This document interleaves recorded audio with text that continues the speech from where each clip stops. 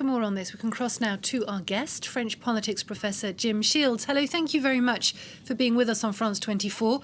Might the government be successful in dividing the unions with this move, perhaps?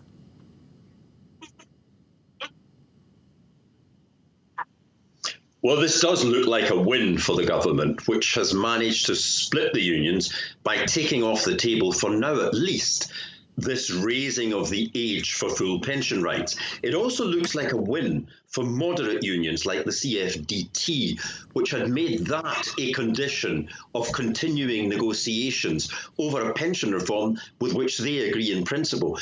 But it looks like a defeat for hardline unions like the CGT, which have been calling and are continuing to call for the pension reform plan to simply be scrapped in its entirety. The big question now is whether the Prime Minister has done enough with this concession to break the logjam and get his reform back on track for submission to the Cabinet later this month. Then there's the conference of unions and employers that the government has agreed to hold to consider alternative ways of making the pension system financially sustainable. If those consultations fail to come up with a viable funding plan, the Prime Minister reserves the right to revert to his original proposals, which could see us coming back full circle to where we are now by spring. But this does look like the best chance for constructive dialogue and negotiating breakthrough since early December.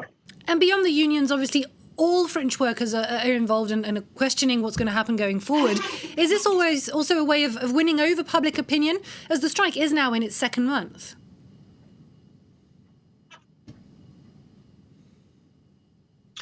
Yes, public opinion is vital here.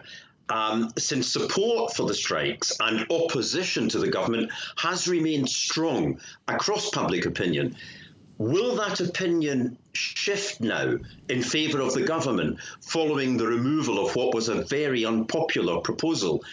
I think it's likely there will be some shift there within a public opinion that is showing signs of strike fatigue, and where there's broad agreement that the current system does need to be reformed.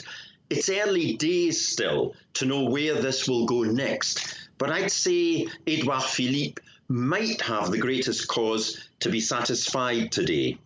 And the Prime Minister's offer hinges on finding alternative funding to balance the books.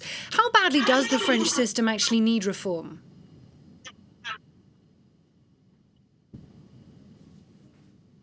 Oh, it does need reform. All economic indicators point to a burgeoning deficit. It's likely to be a deficit that could run to anywhere between 8 and 17 billion euros by 2025. This is why the Prime Minister feels it's so urgent to build into his reform plan, not just a reconstruction of the system, but a way of making it financially viable as we go forward. It is very much in need of reform. And there could have been other ways of doing this. There could have been other ways of technically reforming it. But Macron is sticking to what he set out in his 2017 presidential manifesto to reform the system by moving to a universal points system. Jim Shields, thank you very much for having spoken to us.